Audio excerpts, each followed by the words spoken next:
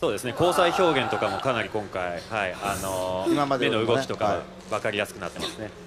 これ本当にリアルですね。逆さ釣りの状態みたいなのが。そうですね、これも実際役者さんに逆さまになってもらって。あ、そうなんですか。うわ、髪の毛もね、やっぱり逆さになるとどうなるのかなみたいなのをちゃんとリファレンスとして撮って作ってます。しかもこのなんか顔がちょっとうっ血してね、でちょっとむくんでる感じっていうか、そうその辺も実際にやってもらって、あ、こうなるんだっていう。うわー、だからこそのこのリアルさ。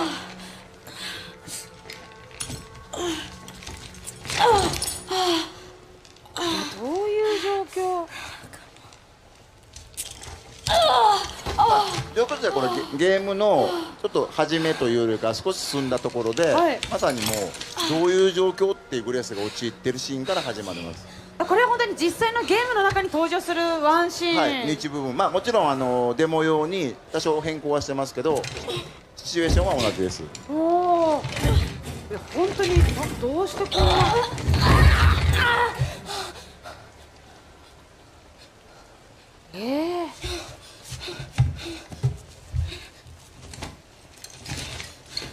まあなので本当にここどこってところからどんどん脱出を目指していただければ。そうですね、しかも包帯も巻いててちょっと違う、何されたかもわからんと気持ち悪いですよね。なんで巻いてんのっていう。あらー、はい、ここからも操作できますんで。もう本当ですね。FPS でそうですね、一人称視点、今ここに私はいたわけです。これですね、ここにいて、血がこうなってますね。かなりの血を抜かれている。血抜かれてますね。ねえ、でなんかありますよ。経過記録、10時3分ぐらいに採血が始まってデキサフィルを投与してる。デキサフィルちょっと初めてましてなんでしょうね。なんでしょうね。なんでしょうね。なんでしょうね。なんかすごいそういうどこなのここ、分かってない感じですよね。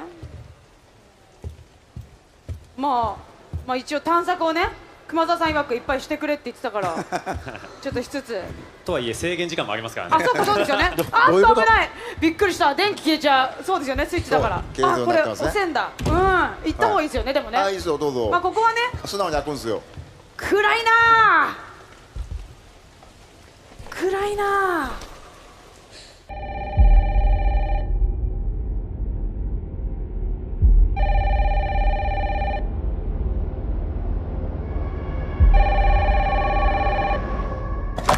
Hello?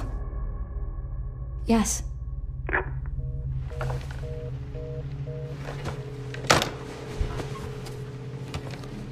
Who was it? Dunno. They asked for Miss Ashcroft and then they hung up on me. Rude.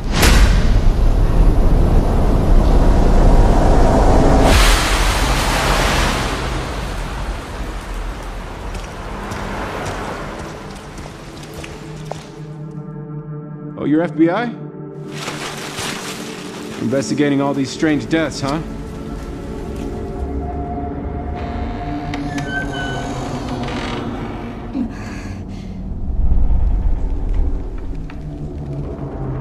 Grace. Stay close to me.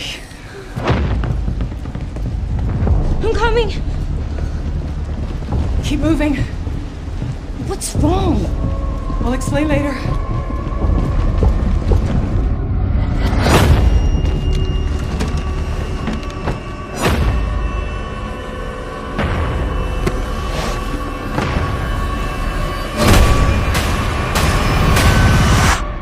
I've been watching you. You're not like other people, you know. You're quite unique. Tell me what's going on. Something important. Mom, I'm scared. Grace. They're coming.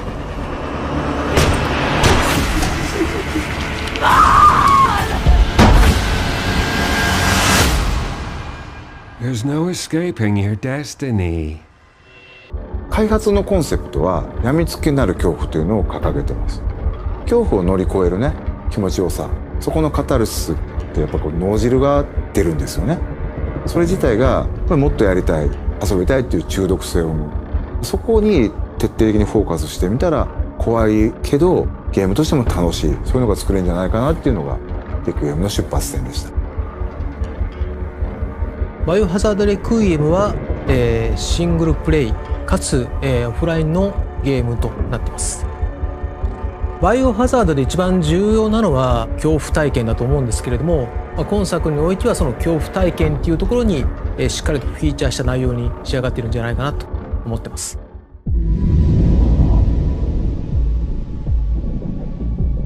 今回の主人公は FBI 捜査官グレース・アッシュクロフト。内向的で怖がり、バイオハザードとしては割と新しいタイプのキャラクターを作ろうとしています。プレイヤーと同じ目線で一緒になって怖がれる、こういうキャラクターを狙っています。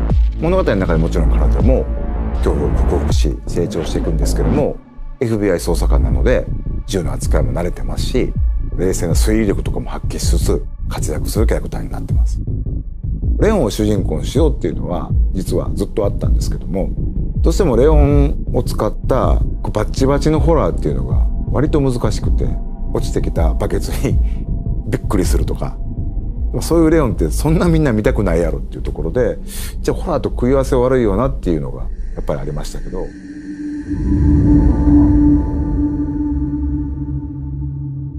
ファーストトレーラーご覧になって分かるように、グレース自身がすごいいろんな目に遭うんですね。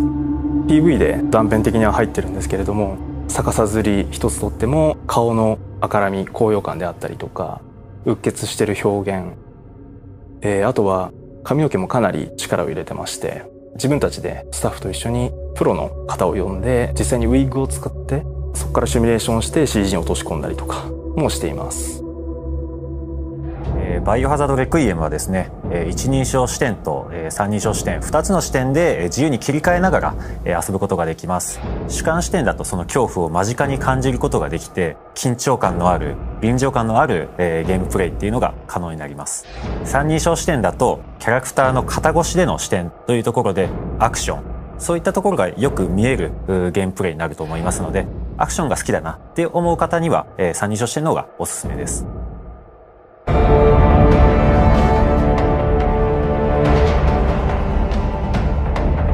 滅菌作戦以降30年近く経つんですけども、ゲームの舞台として登場します。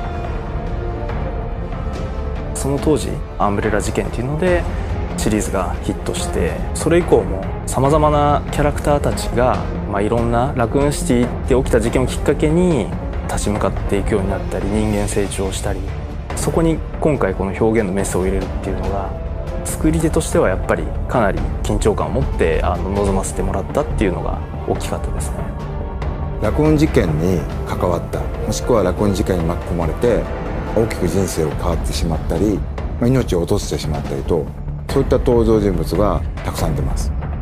レクイエムは彼らに向けての言葉通り鎮魂であり、もっと言うとバイオハザードシリーズ、ラクーン事件、アンブレラをきっかけに生まれたシリーズのある種一つの区切りという意味でレクイエムというタイトルをつけています。バイオハザードレクイエムは2026年2月27日に発売予定です。2026年3月にバイオハザードシリーズ30周年を迎えます。30周年記念タイトルの名に恥じぬようなゲームとして本作リリースしたいなというふうに思っております。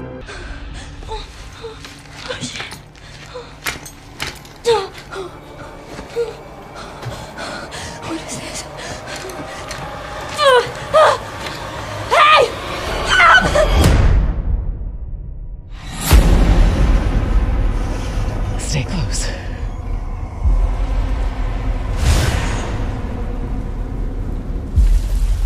They're coming. I know now that you're the one that I've been searching for. The special one. The chosen one. Miss Ashcroft. Investigating all these strange deaths, huh? We need to keep our voices down. Have you seen the same shit I've seen? Please know that you are my hope. Everyone's gone. Stay away from me!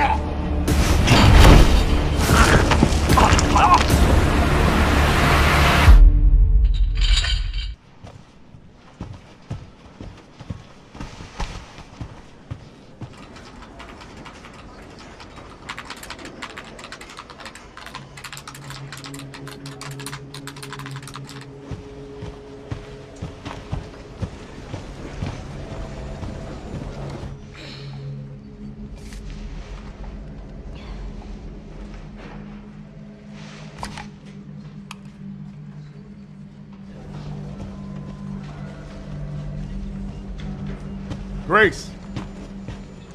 Grace. Grace Ashcroft. Yes? My office. Oh, coming.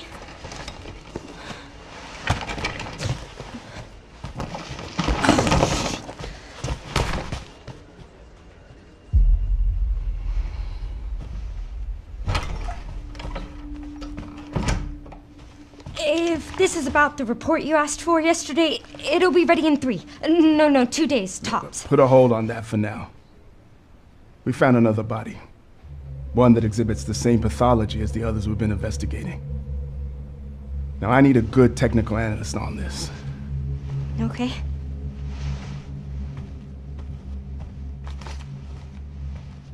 I need your eyes on the crime scene. The Renwood Hotel.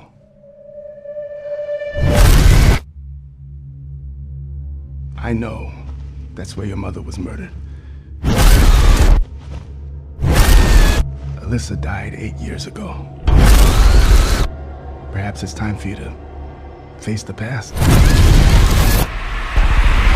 はバイオハザードシリーズを前に進めるタイトルを目指したいと。開発コンセプトとしては病みつきになる恐怖というのを謳っています。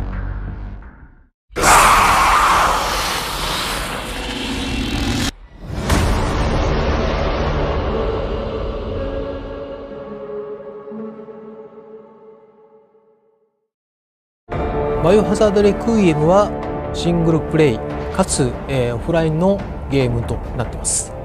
いろんな、要素を詰め込むっていうことは、できたと思いますし、実際我々もこのタイトルのごく初期では、いろんなシステムの検討っていうのを行ったんですけれども、よく噂はされてますけど、オンラインのバイオハザードですとかオープンワールドバイオハザードですとか、そういったところを試してみたいっていうのを長いことやってました。で結果としてですね、面白みのあるもの自体はできたんですけども、ファンが見たいもの、やりたい体験ってそういうことじゃないんじゃないっていうところで、仕切り直した結果、今のバイオハザードレクイエムっていうのが生まれました。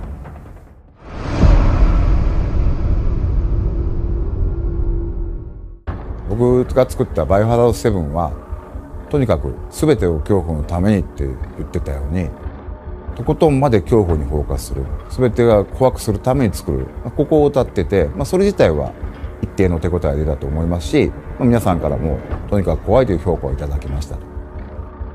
それからバイオハザードシリーズはリメイク2、ゲームプレイでしっかり怖さを感じられるタイトルでした。それから RE4、ゲーム性自体はアクション性強いんですけども、高い緊張感ですとか全体で醸し出すムードといったところで、やはりしっかりとした恐怖感を感じられると。恐怖のいろいろな発展っていうのを僕らは見つけてきたのもあったんですよね。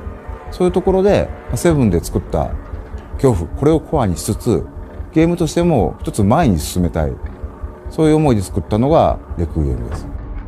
病みつきになる恐怖というのはですね、恐怖というのをコアにしつつ、それでもやめられない、もっと先が見たいし、死んじゃったんだけどこうしてみたらよかったんちゃうかなとか、次はこうしよう、そしてその恐怖を乗り越えた時の達成感でもっとやりたい、中毒性があるぐらい病みつきになると、こういったゲームプレイ体験を作ろうじゃないかっていうのがレクイエムの目指したものです。フィルムノワールは映像的に端的にモノクロでっていう意味合いもあったりとかするんですけれども、局所的に街が舞台だったりとかもしますんで、都市部の犯罪であったりとか現代劇の中のサスペンスっていう要素も含まれてます。そういった、金属と反射とフィルムノワールっていう言葉を合わせてメタル&ノワールというコンセプトを掲げました。メタルっていうのは文字の通り、金属であったりとか、CG グラフィックの中では、反射リフレクションを指します。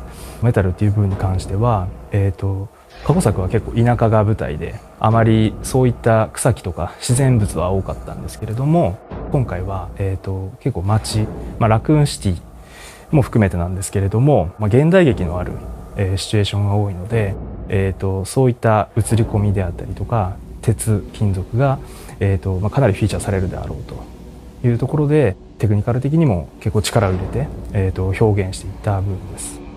やはり分かりやすいのはビジュアル表現だと思います。トレーラーでも見ていただいたグレースの例えば交際表現、眼球の動き、そこから読み取る表情ですとか、汗ばんだ肌の好調、そういった人物の表現が、これまでもなく本当にいる実在感、そういうところを目指して格段に上がったものになっています。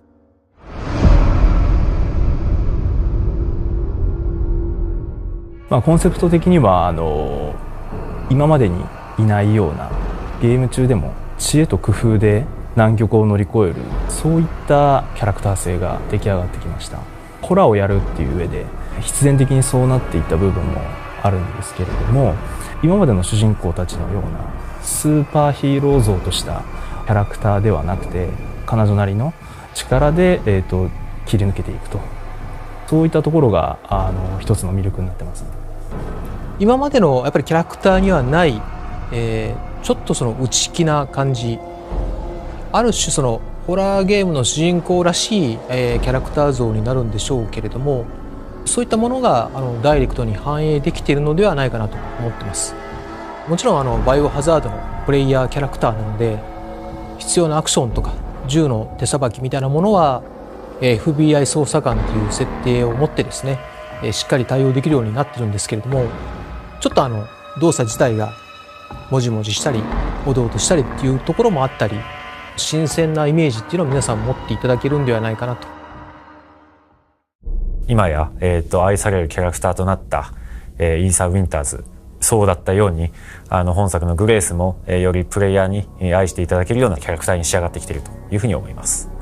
物語を進めていくにつれてグレースの境遇だったりとか、物語での、仕打ちみたいなものもそこに感情移入してしまったりだとか、そういったところで、プレイヤーに、共感をより感じられるような、キャラクターだと思います。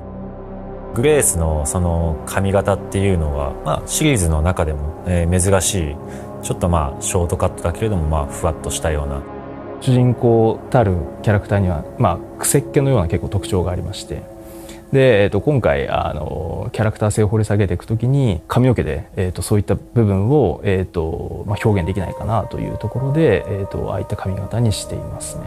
デザイン自体は簡単ではあるんですけれども、これを実際に 3D でやるとなるとかなり大変で、プロの方を呼んでウィッグを実際に作っていただいて、ファースト PV で逆さまの状態があったかと思うんですけど、実際にウィッグで逆さまにして癖っ気のある人間が逆さまになった時ってどういうふうに髪の毛って流れるんだろう、そういったものを一つ一つやっていったっていうイメージですね。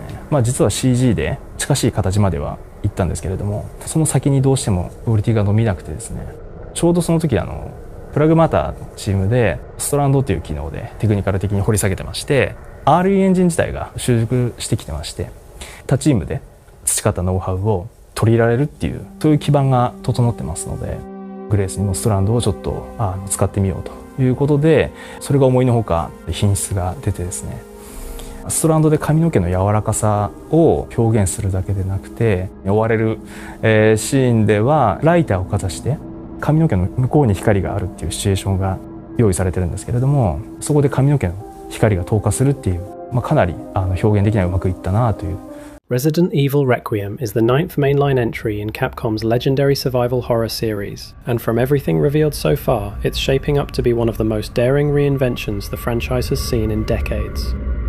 Directed once again by Koshi Nakanishi, the creative mind who successfully revitalized the series with Resident Evil 7 Biohazard, this new installment doesn't just attempt to iterate on the formula, but rather seeks to reshape the very foundations of how a Resident Evil story is told and experienced. With a brand new protagonist stepping into the spotlight and a narrative that deliberately merges personal trauma with series lore, Requiem is being positioned as a pivotal title that bridges past, present, and future. The story revolves around Grace Ashcroft, an FBI technical analyst who finds herself drawn into a mystery that quickly spirals beyond her expertise and into a nightmare deeply rooted in her own family history. Grace isn't the hardened soldier or field agent fans have come to expect from the series. Instead, she is portrayed as an intelligent but vulnerable protagonist, someone with sharp investigative instincts but little practical combat experience. Her journey begins with an assignment tied to a series of unexplained deaths, all of which appear connected to the remote and ominous Wrenwood Hotel. This decrepit, isolated establishment isn't just another haunted environment. It carries deeply personal significance, as it is also the site of her mother's tragic death 8 years earlier. The investigation therefore transforms into a dual pursuit, a desperate effort to survive while simultaneously unraveling generational secrets, guilt, and unresolved trauma. Narratively, Capcom is layering this with a broader historical context, situating Requiem approximately 30 years after the catastrophic destruction of Raccoon City. For longtime fans, the decision to return to the ruins of the series' most iconic location signals more than just fan service. It represents a confrontation with the legacy of Umbrella's sins and the ripple effects that still haunt the world decades later. Players will not only explore the eerie, derelict halls of the Wrenwood Hotel, but also trek through a devastated Raccoon City reimagined in grotesque and unfamiliar ways. Collapsed skyscrapers loom in the fog, overgrown streets hide lurking abominations, and familiar landmarks are twisted into nightmarish echoes of the past. For veterans of the franchise, the contrast between nostalgia and decay is deliberately unsettling, reminding players that while the past cannot be forgotten, neither can it be trusted.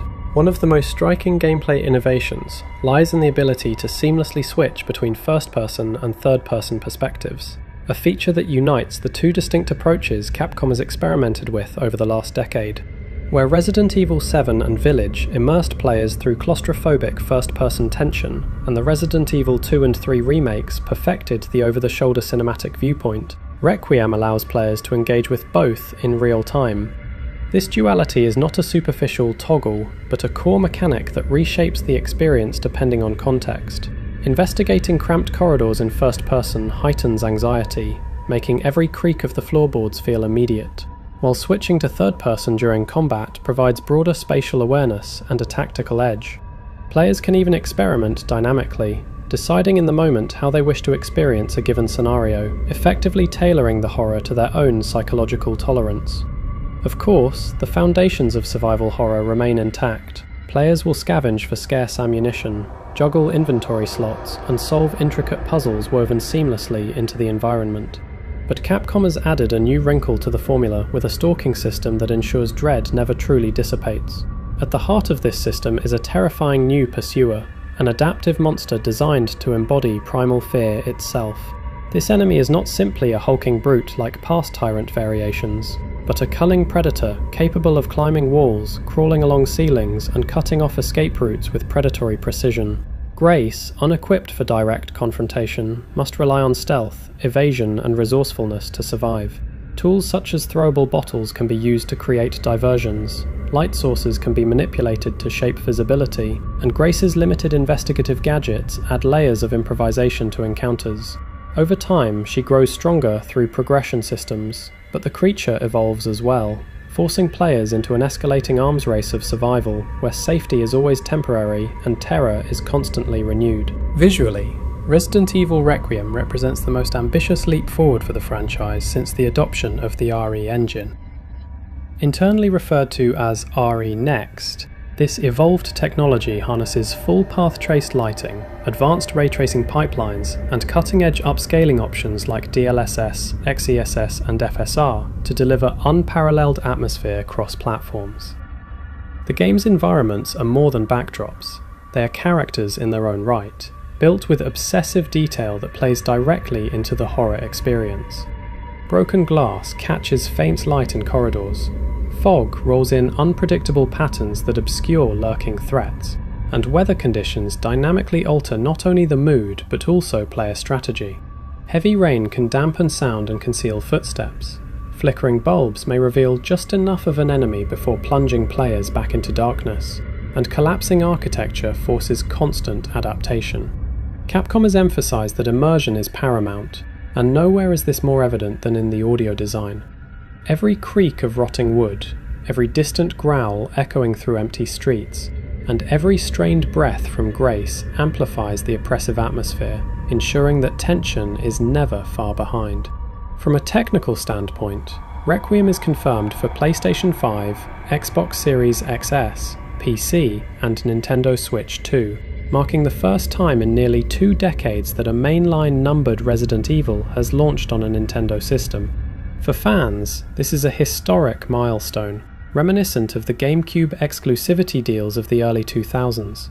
Yet, unlike those older ports, Capcom insists that the Switch 2 version will maintain feature parity with other platforms, thanks to its advanced hardware. The decision to expand the launch pool reflects Capcom's strategy of maximizing accessibility without sacrificing quality. And given the publisher's impressive track record of optimized ports, expectations are high that Requiem will be equally terrifying across all systems. Gameplay depth also extends to progression and replayability. While Grace begins the story underpowered, progression systems gradually allow her to unlock new abilities, improved stamina, and enhanced survival tools. Yet, Capcom has deliberately resisted the temptation to turn her into a fully weaponized hero. The core identity of the game remains one of vulnerability and resourcefulness. Even as Grace grows stronger, the world grows darker, with enemies adapting to her strategies and environments morphing into more hostile iterations. This evolving tension feeds into Requiem's multiple endings and New Game Plus mode, encouraging players to replay with new knowledge, uncover deeper secrets, and test themselves against heightened difficulty modifiers. For a series built on both survival and mystery, this layering of replayability ensures longevity far beyond the initial campaign. Now you can enjoy the screenshots without any interruption. Enjoy!